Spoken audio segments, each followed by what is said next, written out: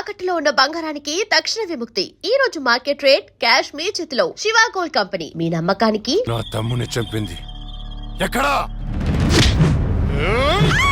తులసి!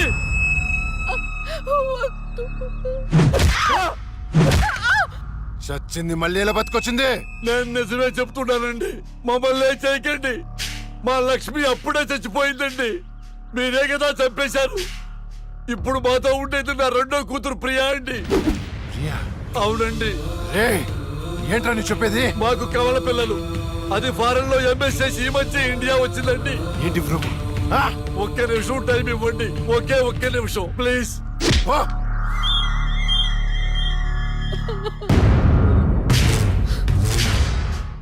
ఇది Priya birth certificate అండి. మీకు కావాలంటే లక్ష్మి డెత్ సర్టిఫికెట్ కూడా తెచ్చిస్తానండి.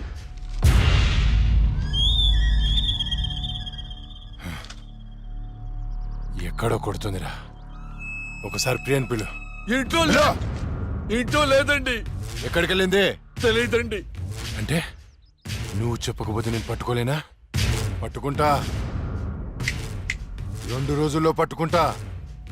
నీతో సహా ఎవరిని వదిలిపెట్టనని చెప్తున్నా.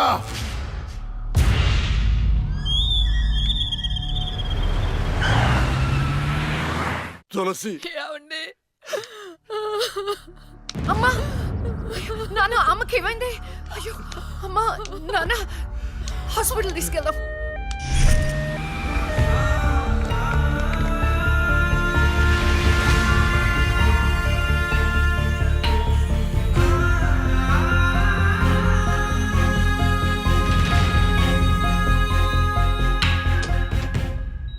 సిస్టర్, పేషెంట్ కి ఓ పాజిటివ్ బ్లడ్ కావాలి మేడం. నాది అదే బ్లడ్ గ్రూప్. నేను ఇస్తాను, రండి. వదండి.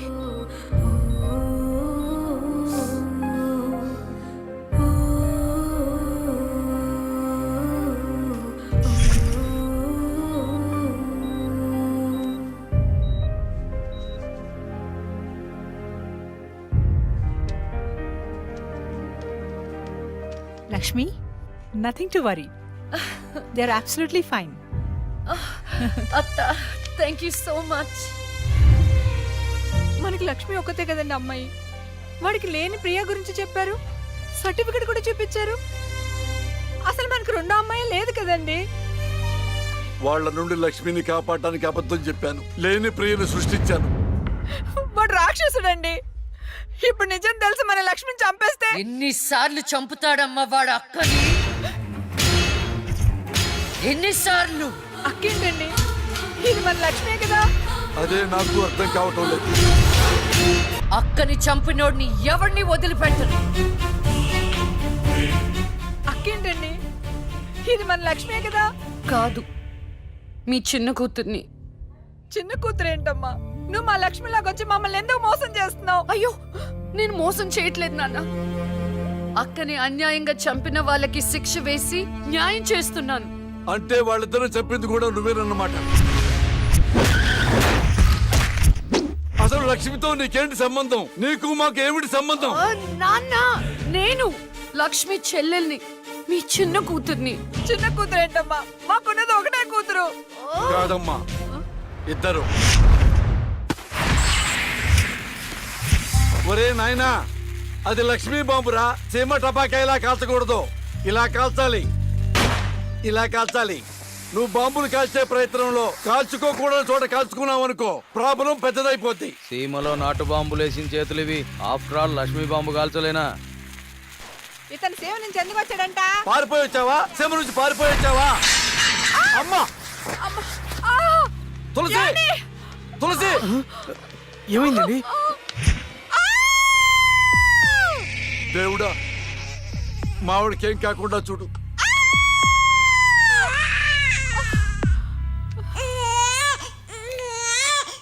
ఏమయ్యా? డాక్టర్ గారు, షీఈ్ ఫైన్, తనకి ఏం కాలేదు. చాలా థాంక్స్ డాక్టర్ గారండి. కానీ నీకు ఆడపిల్ల పుట్టిందయ్యా. ఆడపిల్ల అయితే ఏంటండి, మా ఇంట్లో మహాలక్ష్మి పుట్టింది. కవల పిల్ల పుట్టారు. అమ్మా, దీపావళికి డబుల్ బోనం సార్. ఆడపిల్లలైతే ఏంటి సార్ సంతోషం, చాలా సంతోషం సార్. కానీ ఒక పాపనే మేము రక్షించగలిగాం. రెండో పాప కడుపులోనే జాండీస్తో చనిపోయింది. నేను అక్కలాగే ఈ భూమి మీదకి వచ్చాను. కానీ నా దురదృష్టం పుట్టగానే చనిపోయాను. ఈ విషయం నా భార్యకు తెలియనివ్వకండి సార్. హాస్పిటల్లో అమ్మ వాళ్ళ ప్రాణాలతో అక్క, శ్మశానంలో ప్రాణాలు లేని నా శరీరాన్ని నాన్న కప్పెడుతుంటే నాకు ఏడుపొచ్చింది. ఆ వయసులో ఏం జరుగుతుందో నాకు అర్థం కాలేదు, కానీ ఆ దేవుడు నాకు అన్యాయం చేశాడని నాకు అర్థమైంది. అడే ఎంత బాగున్నావమ్మా తులసి. పాపత్సం నాలాగానే ఉంది. ఏమండి, నేను మత్తులో ఉన్నప్పుడు నాకు వింత కల వచ్చిందండి. ఏంటా వింత కల? మనకి కమల పిల్లలు పుట్టారని మీరు ఆనందంతో హాస్పిటల్ అంతా స్వీట్స్ పంచిపెట్టారంట. ఏంటండి ఏదో ఆలోచిస్తున్నారు? కవల పిల్లలు పుట్టపోతే ఏంటే, బంగారం లాంటి బిడ్డను కన్నావు. అవునండి, నిజంగా మన బిడ్డ బంగారమే. అక్కతో పాటు పుట్టిన నాకు మిమ్మల్ని అక్కని వదిలి వెళ్ళాలనిపించలేదు. మీతోనే ఉండిపోయాను. బహుశా నా ఆయుష్ తీరలేదేమో, అందుకే ఆ దేవుడు నన్ను తీసుకెళ్ళలేదు. అక్కని ముద్దాడుతున్న అమ్మను చూస్తుంటే నాకు ఏడుపొచ్చేది, కానీ అమ్మ నన్ను దగ్గరికి తీసుకోవడానికి నేను కనిపించను కదా.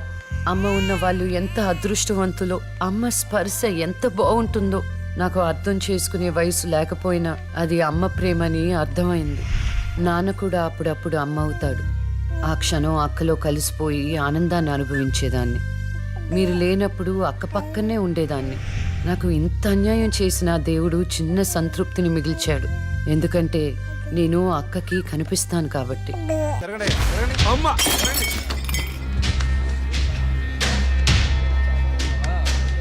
ఒకరోజు కోర్టులో నాన్నకి జరిగిన చిన్న అవమానానికి అక్కలో ఉన్న నేను జడ్జ్ అవ్వాలని నిర్ణయించుకున్నా. అక్క ఎక్కడున్నా నేను అక్కతో పాటే ఉండేదాన్ని. నేను తనకి కనిపిస్తానన్న విషయం అమ్మా నాన్నలతో చెప్పకూడదని ఇద్దరం ప్రామిస్ చేసుకున్నాం, ఎందుకంటే నన్ను పంపించేస్తారేమోనన్న భయం. అలా 7 సంవత్సరాల పాటు అక్క నేను కలిసి పెరిగాం. అమ్మా నాన్నల ప్రేమ నేను కూడా అక్కలాగే పొందాను. ఒకరోజు అక్కకి జ్వరం వస్తే డాక్టర్ దగ్గరికి వెళ్ళాం. పాపకి టాబ్లెట్లు వాడండి. చాలా సంతోషం డాక్టర్ గారు, వస్తాం. నమస్తే. రామ్మా. మీ పాప అండి? అవునమ్మా, ఎంత పెద్దదైపోయింది. మీ హాస్పిటల్లోనే కదా పురుడు పోశారు. ఉంటానమ్మా. ఆ తాగుబోతు డాక్టర్ ఆ రోజు తాగేసి పాపకు ఆపరేషన్ చేశాడు. పాపం ఆ పాప నరం కట్టయి చనిపోయింది. లేకపోతే ఆ పాపకి కవల చెల్లుండేది. ఇన్నాళ్ళు నాకు అన్యాయం చేసింది దేవుడు అనుకున్నాను, కాదు ఒక డాక్టర్. పాపా, నువ్వు ఈ టాబ్లెట్లు వేసుకుంటే అన్నీ తగ్గిపోతాయి నా బంగారం. కాదు నాన్న, యొక్క టాబ్లెట్ నాన్న, ప్లీజ్ నాన్న. ఆ. జ్వరం తగ్గిపోతుందన్నా బుజ్జు, బంగారు తల్లి. రా, come on. మీకు దండం పెడతాను. ఇక నా దగ్గర పని చేయాలంటే నాతో బోని కొట్టించుకోవాలా? నన్ను వదిలిపెట్టండి. Come on darling.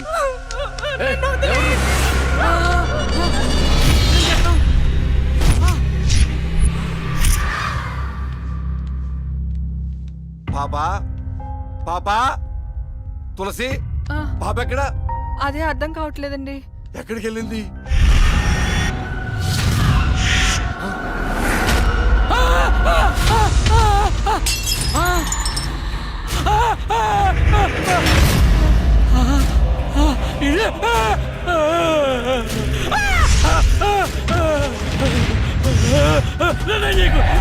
నీ దండం పెడతా.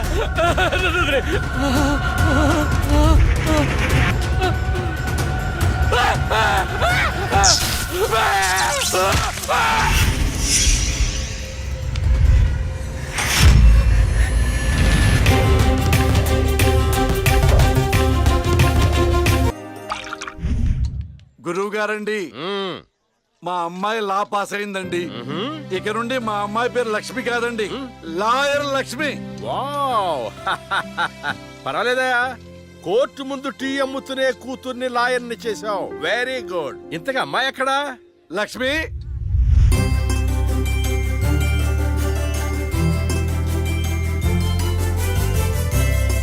ఏంటి నాన్న పిలిచారు? సార్, మా అమ్మాయి లక్ష్మి నమస్కారం అండి. అమ్మా నరసింహరావు గారని పెద్ద లాయరు. అవునా? వయసులోనా? కాదురా, మామూలుగా కూడా పెద్ద లాయరేనమ్మా. నేను మీ గురించి చాలా విన్నానండి. అంటే సాక్ష్యాలతో సంబంధం లేకుండా ఎలాగైనా కేసు మీ వైపు మలుచుకుంటారని విన్నాను. అదేనమ్మా లాయర్ తెలివితేటలు. అది సరే, ఇంతకీ నువ్వు సొంతగా ప్రాక్టీస్ చేద్దాం అనుకుంటున్నావా లేక నాలాంటి వాడి దగ్గర అసిస్టెంట్ గా చేద్దాం అనుకుంటున్నావా? అంటే ఇంకొకరి దగ్గర చేస్తే వాళ్ళ ఇన్ఫ్లుయెన్స్ నా పైన పడుతుంది కదండి. అలా కాకుండా డైరెక్ట్ గా ప్రాక్టీస్ చేద్దామని అనుకుంటున్నాను. నేను నాలా ఉండాలని. గుడ్. వాయిస్ దేముంది సార్, మనుషులు అందరి దగ్గర ఉంటుంది. లాయర్ కి ఉండాల్సింది ఆనెస్టీ. అది నా దగ్గర ఉంది సార్. హానెస్టీ, నిజాయితీ. చూద్దాం నీ నిజాయితీతో ఎన్ని కేసులు గెలుస్తావో. All the best. అమ్మా చూసావా, నువ్వు నోరు తెరిస్తే అవతల వాడు నోరు ఎలా మూతపడిందో, కోర్టులో కూడా ఎలాగ చంపేయాలా. నాన్న నాకు మంచి చాయ్ పెట్టి. ఏయ్, నా బంగారు తల్లికి మంచి చాయ్ రెడీ చేయరా. మా అమ్మాయి లాయర్ అయిందండి. శుభం. తన పేరుతో అర్చన చేయించండి. అలాగేనమ్మా.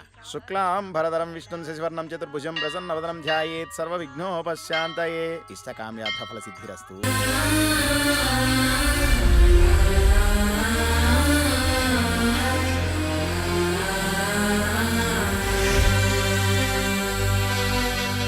కూర్చోండి.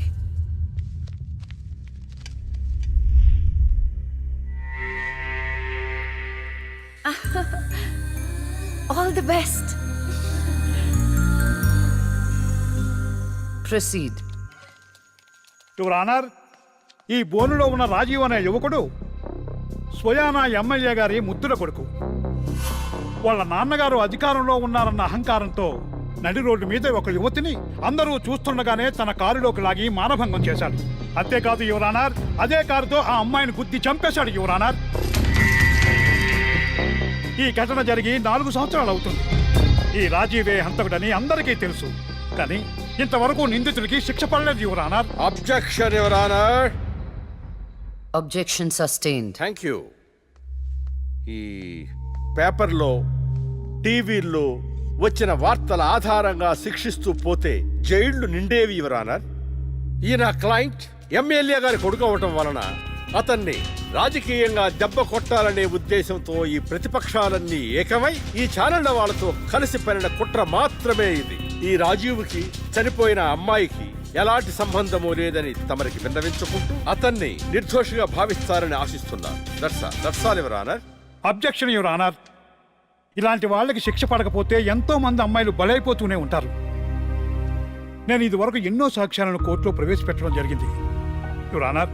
దయచేసి మానవతా దృక్పథంతో ఆలోచించి జడ్జిమెంట్ ఇవ్వండి.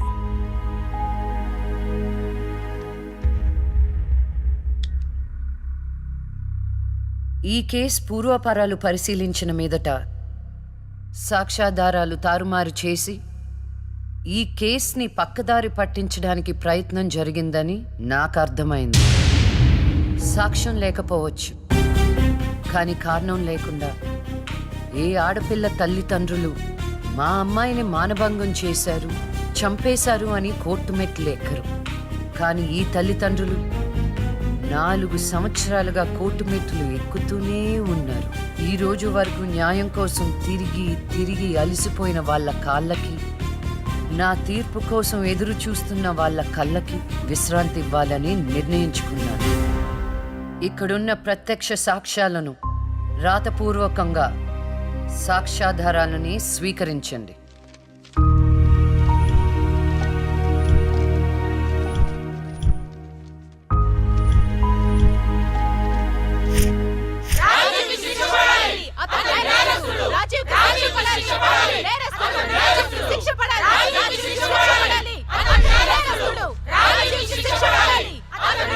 Order, order, order. రాజీవ్ అనే ఈ ముద్దాయికి లైఫ్ ఎమెన్షన్ కఠిన కారాగార శిక్ష విధించడమైనది. Objection your honour. Objection overruled. The court is adjourned.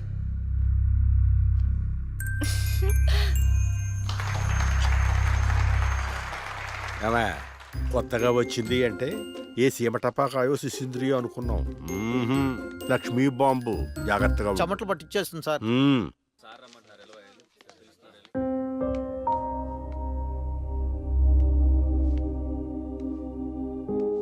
Hello hello, అందరూ ఒకే దగ్గర ఉన్నారు. ఏంటి స్పెషల్? చేపల పులుసు మేడం. ఓహో, తినండి తినండి. మీ అందరికీ ఒక విషయం చెప్పేద్దామని వచ్చాను. ఇక మీదట దొంగ సాక్ష్యాలను ఎంకరేజ్ చేయకూడదు. న్యాయంగానే వాదించాలి. ఏమిటి మేడం, ఏం మాట్లాడుతున్నారు? ఇంకెలా మాట్లాడమంటారండి? హా? కోర్టుని కూరగాయల మార్కెట్లా తయారు చేశారు. స్టేషనరీ నుండి సాక్ష్యాల వరకు ప్రతిదీ అమ్మకమే. మర్డర్ కేసుకో రేటు, దొమ్మి కేసుకో రేటు, రేప్ కేసుకో రేటు. చిచి, చెప్పుకుంటేనే సిగ్గుచేటు. సంపాదించుకుంది చాలు, ఇక అన్నీ మారాలి. అన్నీ మారతాయి. ఇక నుండి దొంగ సాక్ష్యాలు చెప్పేవాళ్ళు కోర్టు సరౌండింగ్స్ లో కూడా కనిపించడానికి వీల్లేదు. ఎవడైనా కక్కుర్తిపడి డబ్బు కోసం దొంగ సాక్ష్యాలతో కేసుని గెలిపించుకోవాలని చూస్తే వాళ్ళని కూడా నేరస్తుల బోన్లో నిలబెడతా, శిక్షలో షేరింగ్ ఇప్పిస్తా. ఇక నుంచి న్యాయం గెలవాలి, న్యాయమే గెలవాలి, న్యాయమే గెలవాలి, న్యాయమే గెలవాలి. ప్రశాంతంగా ఉన్న అక్క జీవితంలో ఒకరోజు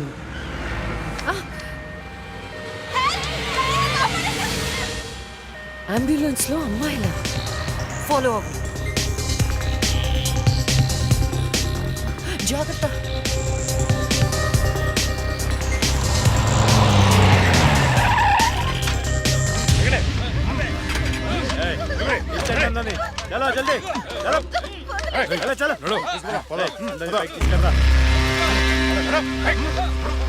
అంతా ఓకే అన్నా తీసుకొచ్చా అందరినీ. ఏం ప్రాబ్లం రాలేదు కదా? అంబులెన్స్ లో అమ్మాయిలు ఉంటారని ఎవరు గెస్ట్ చేస్తారన్నా? ఏయ్, వీళ్ళందరినీ ట్రక్ లో ఎక్కించండి. ఆ దుబాయ్ షేక్ గాడు ఒక్కడే ఫోన్లు. అసలు అది సార్ ప్లీజ్ సార్, దండం పెట్టండి ఓయ్. ప్లీజ్. అరవకో. ఏంటే నువ్వు అరిస్తే రిప్లై ఇచ్చేవాడు ఇవ్వలేడు. ఇది నా ఏరియా. రేయ్, తీసుకెళ్ళండి రా అందరినీ. తీసుకెళ్ళండి తొందరగా. పోవే.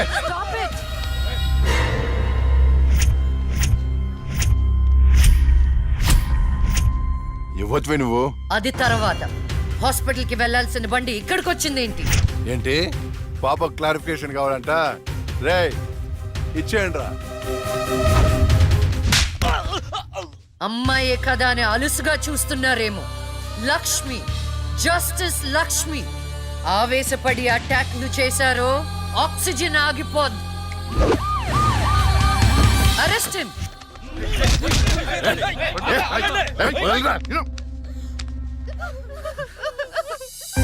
అయ్యో, ఏడవకండి అమ్మా, ఏడవద్దు, ఊరుకోండి, మమ్మల్ని కాపాడక్క. ఏడవద్దు.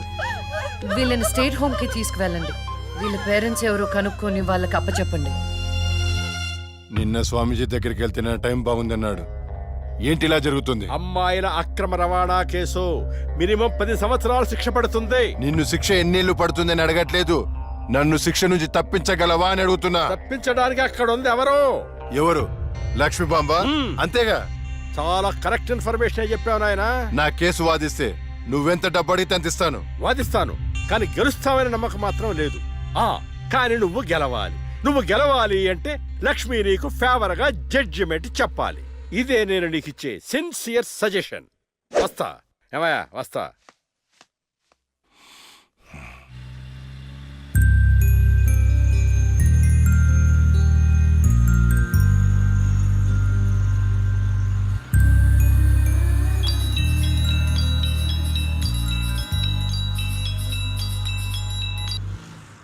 హలో, వైకుంఠాన్ని నా కేసు విషయంలో పోలీసు నుండి లాయర్ల వరకు అందరూ నా చేతుల్లో లేదు, నా చేతుల్లో లేదని చేతులు ఎత్తేస్తున్నారు. కారణం నువ్వంటే భయం. ఆ భయాన్ని కోరేట్ ఫిక్స్ చేశాను. కోటి రూపాయలు. నువ్వు రేట్ ఫిక్స్ చేసింది వాళ్ళల్లో ఉన్న భయానికి కాదు, నాలో ఉన్న నిజాయితీకి. నువ్వు కోటి పక్కన ఎన్ని సున్నాలు పెట్టినా దాన్ని కొనలేవు. ఏ జడ్జి, ఏయ్, ఏంటే నీ పొగరు? డబ్బుంటే ఏదైనా కొనొచ్చనే నీ మైండ్ సెట్ క్యాన్సర్ కంటే డేంజర్. దానికి ఆల్రెడీ ట్రీట్మెంట్ స్టార్ట్ చేశా.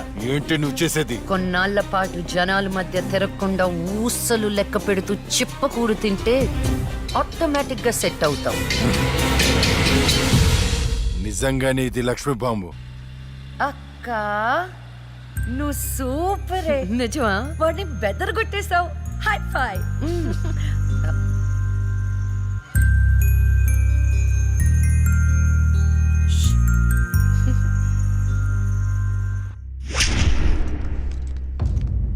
కంటిన్యూ. అంత మాత్రానికి నా క్లయింట్ని నేరస్తుడు అనడం భావ్యం కాదు. పట్టుబడిన 10 మంది అమ్మాయిలు ఇచ్చిన స్టేట్మెంట్ ఆల్రెడీ మీకు సబ్మిట్ చేశాం. న్యాయాన్ని గెలిపించండి. సాక్ష్యాధారాలన్నీ పరిశీలించిన మీదట వైకుంఠం అనబడే ఈ ముద్దాయికి ఐపీసీ 302 సెక్షన్ ప్రకారం 7 సంవత్సరాల కఠిన కారాగార శిక్ష విధించడమైనది.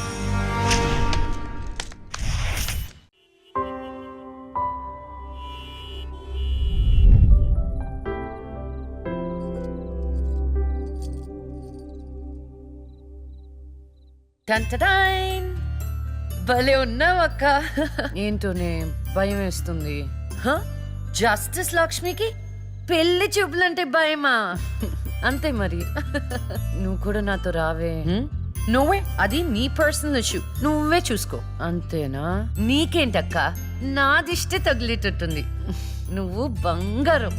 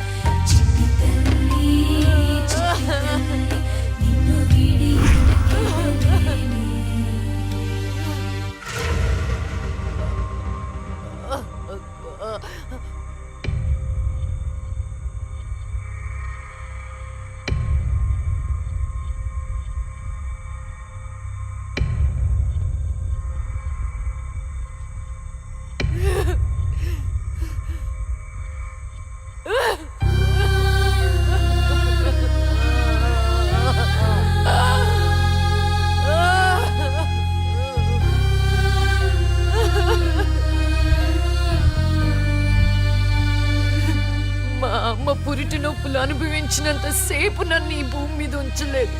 పుట్టుగానే చంపేశావు. పోనీలే, అక్క పుట్టింది. అమ్మా నాన్నకి ఒక్కగానొక్క కూతురు అనుకున్నా. వాళ్ళైనా ఆనందంగా ఉంటారని ఆశించాను. కానీ దాన్ని కూడా చంపేశావు.